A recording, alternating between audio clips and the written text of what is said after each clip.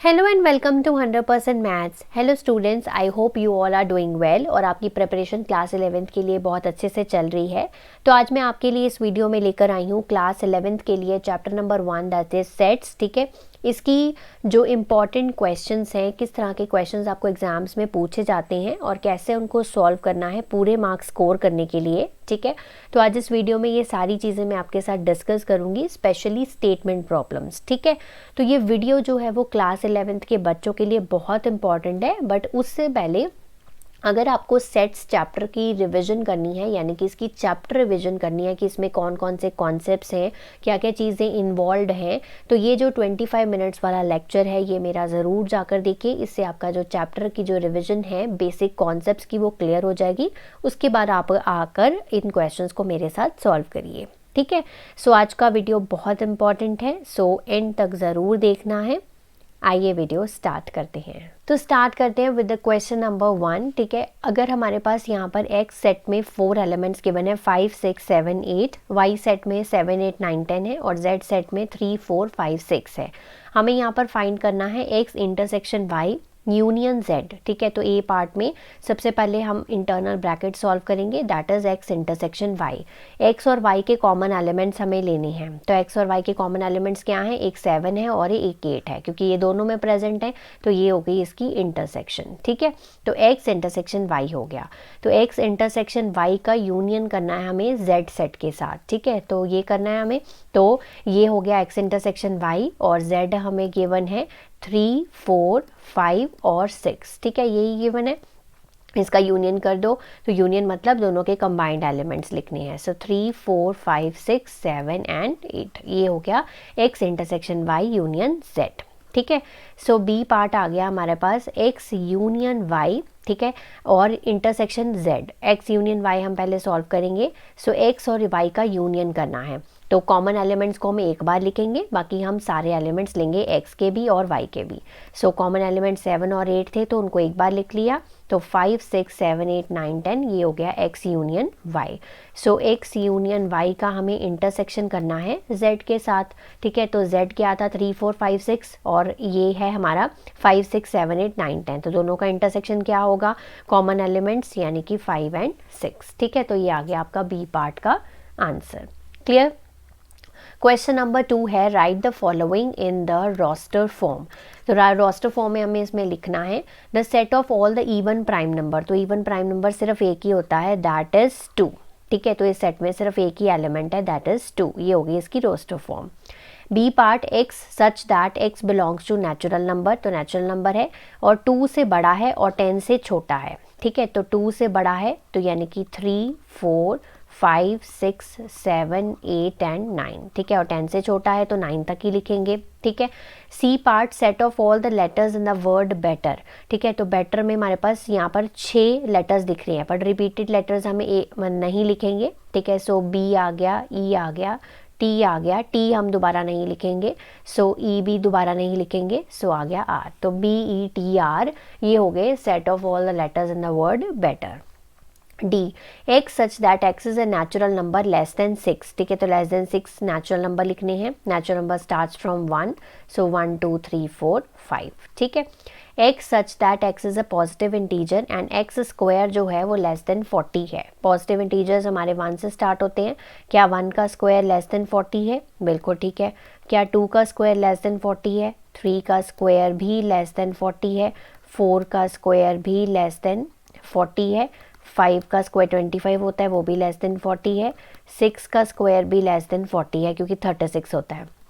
जैसे ही हम 7 का स्क्वायर करेंगे क्या वो लेस देन 40 है? नो। ठीक है, सो इसका आंसर हो गया, इसके आएंगे 1, 2, 3, 4, 5 एंड 6। जब हम इन नंबर्स के स्क्वायर करेंगे that will be less than 40। ठीक है, एफ पार्ट हो गया x such that x is a positive integer and is a divisor of 9। Divisor है 9 का। 9 का डिवीजर कौन कौन हो सकता है? 1 हो सकता है, 3 हो सकता है एंड 9 इटसेल्फ हो सकता है। ठीक है ना, तो ये हो गया आपका पॉजिटिव इंटीजर है ना, इसीलिए 1 से स्टार्ट किया है। ठीक है, जी part X belongs to integer such that mod of X जो है वो लेस देन इक्वल टू 2 है। अब जो है एक्स जो है वो इंटीजर को बिलोंग करता है, तो इंटीजर में हमारे पास पॉजिटिव नंबर्स भी होते हैं ज़ीरो भी होता है और नेगेटिव नंबर्स भी होते हैं, यही होता है ना, ठीक है। तो नेगेटिव नंबर्स भी होते हैं, पॉजिटिव नंबर्स भी और ज़ीरो भी होते हैं, सच दैट मॉड एक्स जो है वो लेस देन इक्वल टू 2 है ना। मॉड ऑफ एक्स करना है। अब अगर हम -2 का मॉड करते हैं, ठीक है, तो वो भी लेस देन इक्वल टू 2 होगा, क्योंकि मॉड से हमेशा पॉजिटिव वैल्यू बाहर आती है, ठीक है। मॉड ऑफ -1 जो है वो भी लेस देन 2 है, ठीक है, लेस देन इक्वल टू 2 है। Then 0 is also less than equal to 2, 1 का मॉड करेंगे तब भी वो लेस देन इक्वल टू 2 है, और जो 2 का मॉड है वो भी लेस देन इक्वल टू 2 है। तो इसके सेट में कितने एलिमेंट्स हो गए? -2, -1, 0, 1 एंड 2, ठीक है। ये आ गया इस क्वेश्चन का answer. H part x such that x is a letter of the word proportion, जैसे बेटर के लिखे थे वैसे ये प्रोपोर्शन के भी लिखेंगे। तो प्रोपोर्शन का p लिख लिया, फिर r लिख लिया, o लिख लिया। अब p रिपीटेड है, इसको रहने दो, o भी रिपीटेड है, r भी रिपीटेड है, फिर आ जाएगा t, i आ जाएगा, ठीक है, o रिपीटेड है, सो n आ जाएगा। सो p r o t i n, ठीक है, ये हो गए प्रोपोर्शन के वर्ड्स, ठीक है, लेटर्स, ठीक है। तो x is a letter of word proportion, ठीक है। तो इस तरह से आपको ये रोस्टर फॉर्म में कन्वर्ट करना है, ठीक है जी।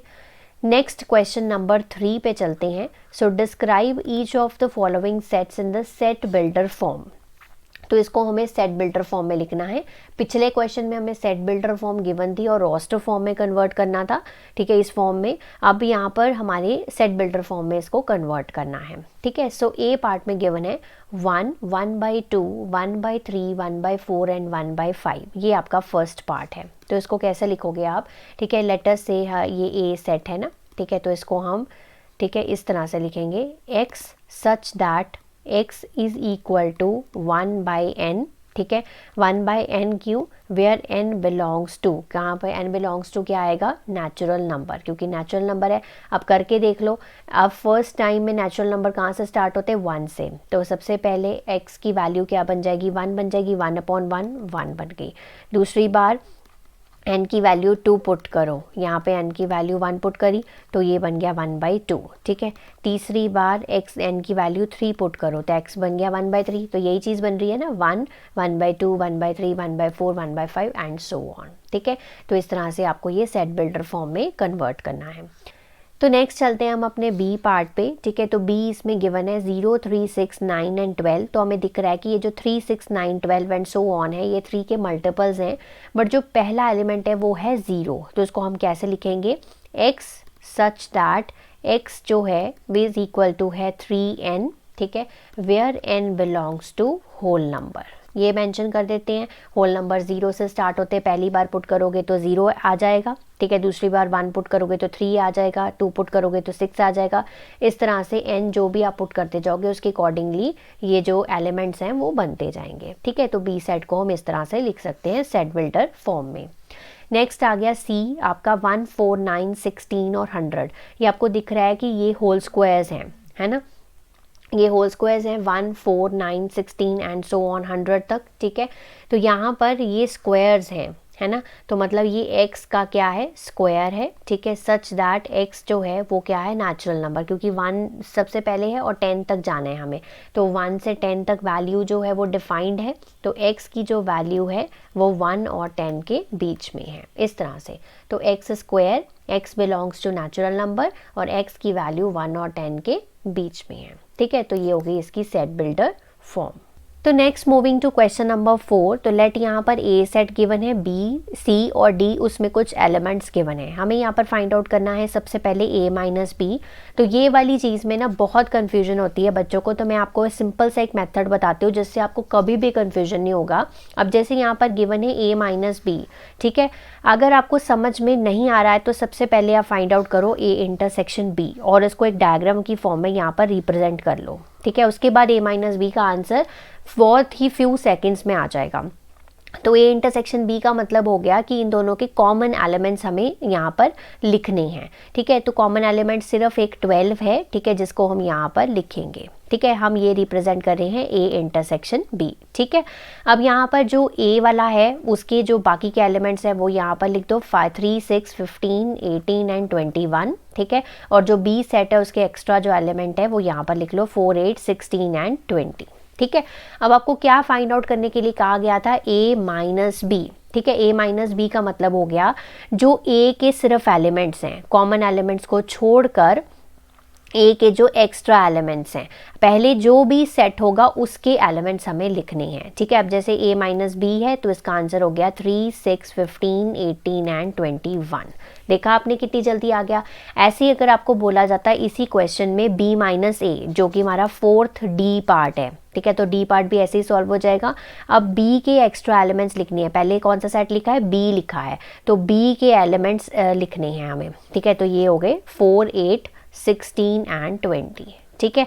तो दो चीज़ें देखो, मैंने दो पार्ट जो हैं वो फ्यू सेकंड्स में सॉल्व कर लिए just by drawing this diagram. Clear है एक बात ये।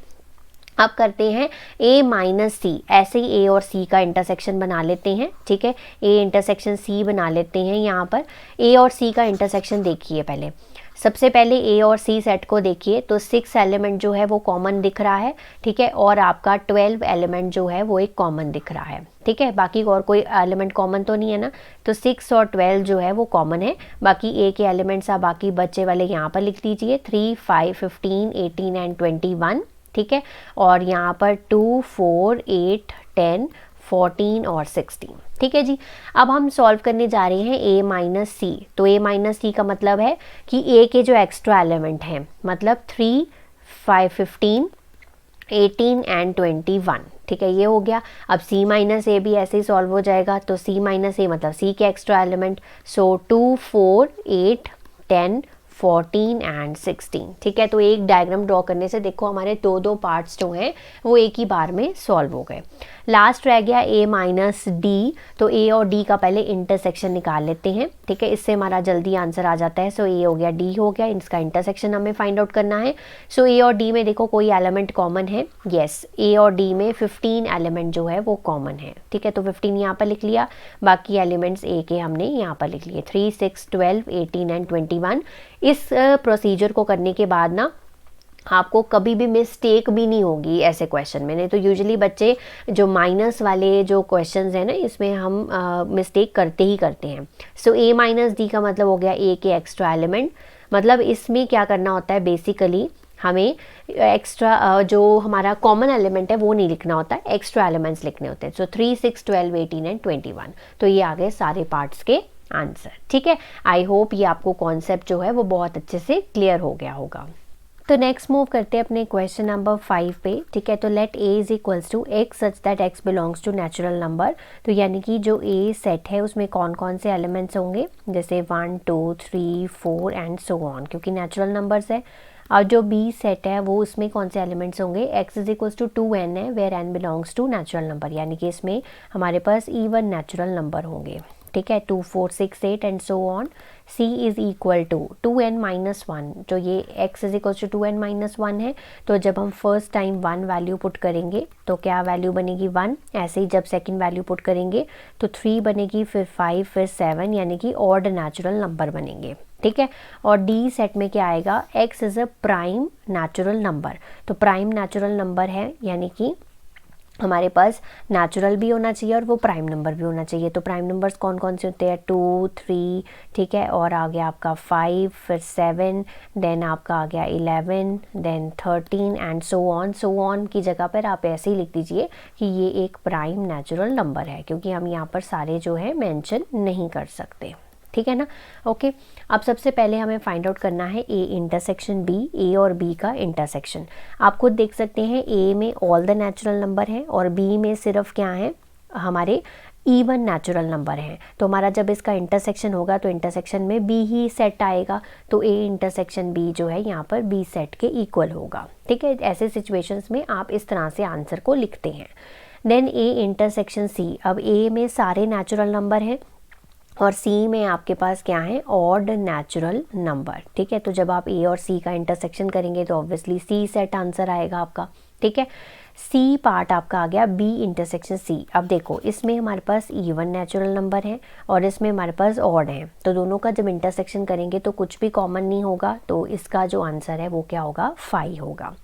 Last part D part C intersection D. अब सी और डी का जब हम इंटरसेक्शन करेंगे तो हमारे पास क्या आएगा, सी और डी में कॉमन चीज़ें क्या हैं, देखो जितने भी सी में हैं ये सारे ऑड नेचुरल नंबर हैं, और जो प्राइम नंबर्स हैं सिर्फ एक 2 को छोड़ के, ये 2 एक इवन प्राइम नेचुरल नंबर होता है, बाकी सारे जो प्राइम नंबर्स होते हैं वो क्या होते हैं, ऑड होते हैं। तो इसका इंटरसेक्शन क्या बनेगा, डी माइनस सिर्फ 2 को हम निकाल देंगे तो डी सेट जो है वो इसका आंसर होगा, क्योंकि बाकी सारे जो नेचुरल नंबर, जो बाकी सारे नंबर होंगे वो होंगे प्राइम भी होंगे और नेचुरल नंबर भी होंगे, और वो सेट सी में भी प्रेजेंट होंगे सिवाय 2 के। सो इसलिए डी सेट माइनस 2। ठीक है, तो ये थोड़ा सा कॉम्प्लिकेटेड था, इसीलिए इस क्वेश्चन को इस तरह से लिया गया है। ठीक है, next moving to question number 6। In a group of 50 people, ठीक है, तो टोटल पीपल कितने हैं, 50 पीपल हैं। ठीक है, 35 कैन स्पीक हिंदी। तो यहाँ पर मैंने 2 सेट पहले लिए हैं। लेट सेट एच लिया है, the people who can speak Hindi. Let set E लिया है, पीपल हु स्पीक इंग्लिश। ठीक है, अब 50 पीपल हैं टोटल, तो एच यूनियन ई हो गया 50। 35 can speak Hindi, N of H हो गया 35। 25 जो हैं वो बोथ इंग्लिश एंड हिंदी में बात करते हैं, तो एच इंटरसेक्शन ई हो गया 25। एंड ऑल द पीपल जो हैं वो at least one of the 2 languages जानती हैं। How many people speak only English not Hindi, जो सिर्फ और सिर्फ इंग्लिश में बात करते हैं, हिंदी में बात नहीं करते हैं। सो ई माइनस एच फाइंड आउट करना है। तो ई माइनस एच कैसे फाइंड आउट होगा, तो यूनियन वाले में से अगर हम हिंदी वाले माइनस कर दें, ठीक है, तो एच यूनियन ई में से अगर हम हिंदी वाले लोग माइनस कर दें जो हिंदी जानते हैं, तो हमारे पास वो लोग आ जाएंगे, ठीक है, उतने पीपल आ जाएंगे जो सिर्फ और सिर्फ इंग्लिश में बात करते हैं और हिंदी में बात नहीं करते हैं। So n of E minus H आ गया 15। ठीक है, तो 15 people speak only English but not Hindi.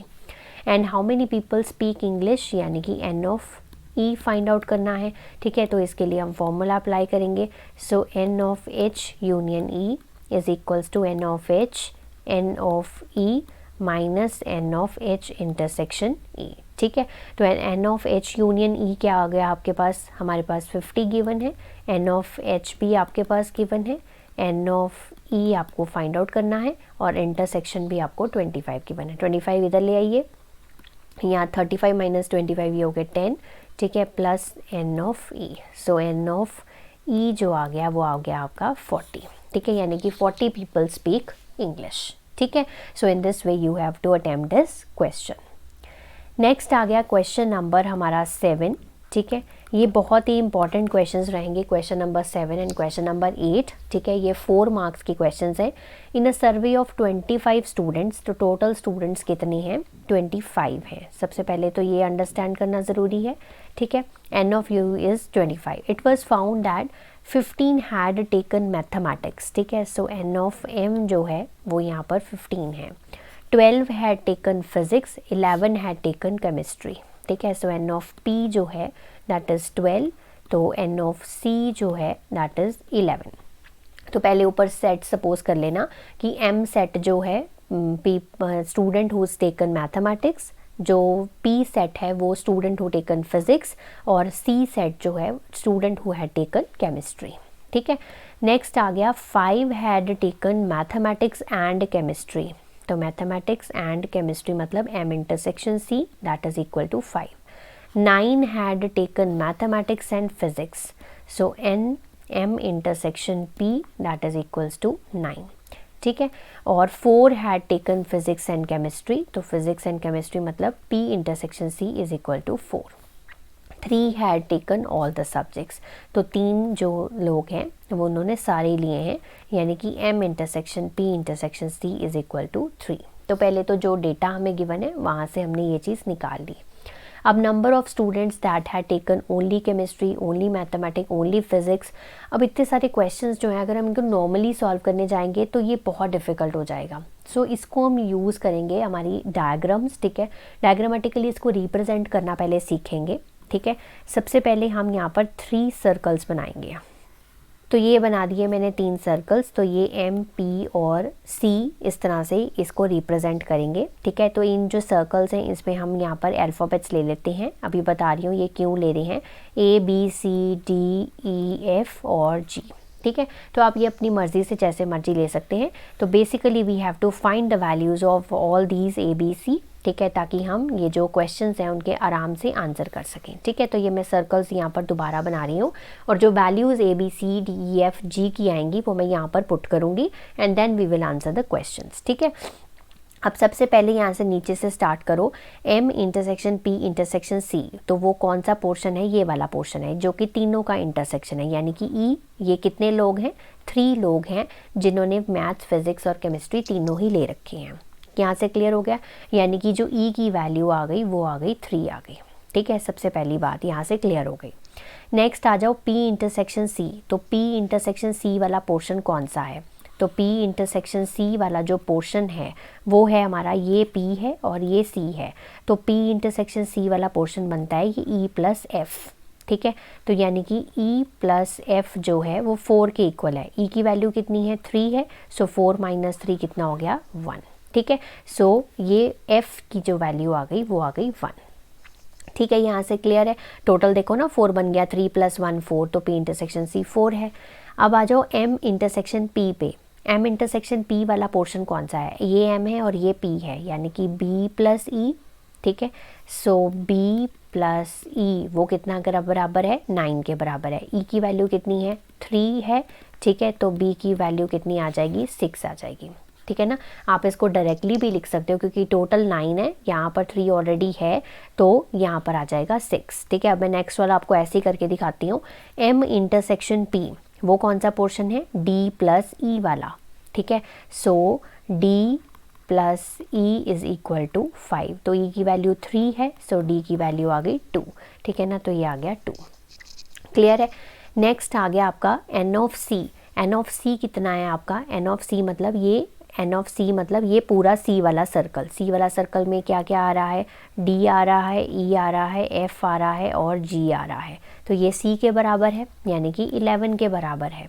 ठीक है, इसमें देखो सिर्फ हमारे पास G की वैल्यू नहीं है। D की वैल्यू क्या है? 2, E की वैल्यू क्या है? 3, ठीक है, F की वैल्यू क्या है? 1 और G की वैल्यू आप फाइंड आउट कर लो। ठीक है, तो 11 माइनस 2 प्लस 3 5 प्लस 1 6। ठीक है, तो ये आ गया 5। ठीक है, तो ये आ गया 5।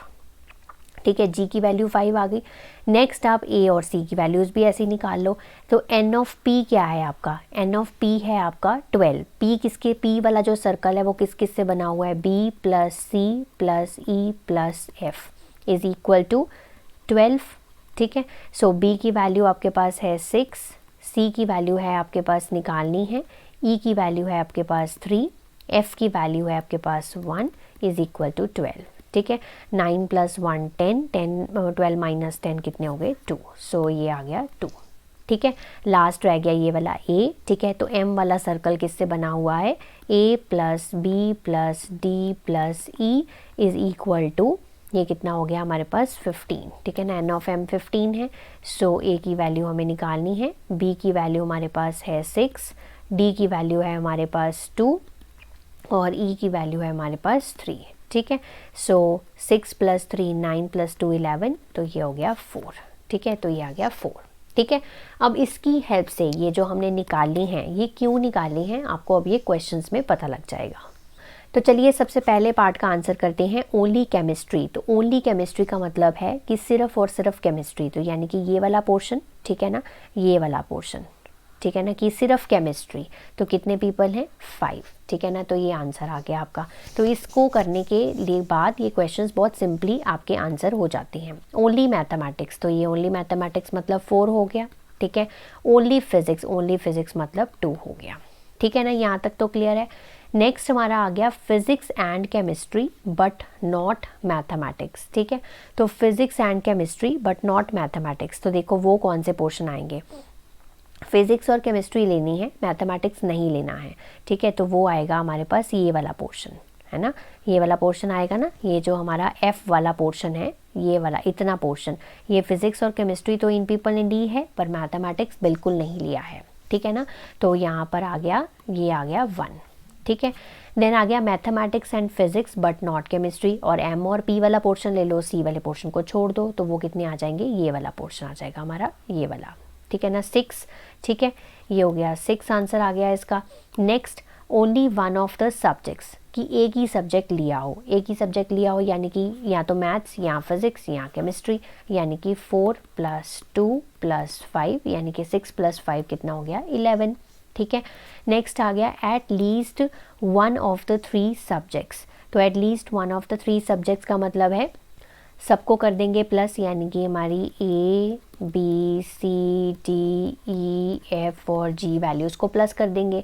तो आप वैल्यूज़ प्लस कर दो, 4 + 6 + 2 + 2 + 3 + 1 + 5। ठीक है, तो ये हो जाएगा 23। तो ये आ गया 23 पीपल हैं, at least one of the 3 subjects ले ही होंगे।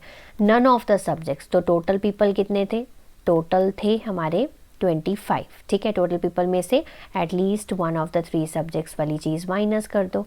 ठीक है, at least one of the 3 subjects, तो टोटल पीपल थे 25, at least one of the 3 subjects 23 people हैं। सो 2 पीपल ऐसे हैं जिन्होंने कोई भी सब्जेक्ट नहीं लिया है। ठीक है, यानी कि 2 स्टूडेंट ऐसे हैं। ठीक है, तो इस तरह से आपको इस क्वेश्चन को आंसर करना है। Moving to the last question of today's video. ये सिमिलर क्वेश्चन है हमारा क्वेश्चन नंबर 7 की तरह, बट थोड़ा सा स्लाइड डिफरेंट है। इन अ टाउन ऑफ 10,000 फैमिलीज, तो टोटल फैमिलीज गिवन है आपको 10,000।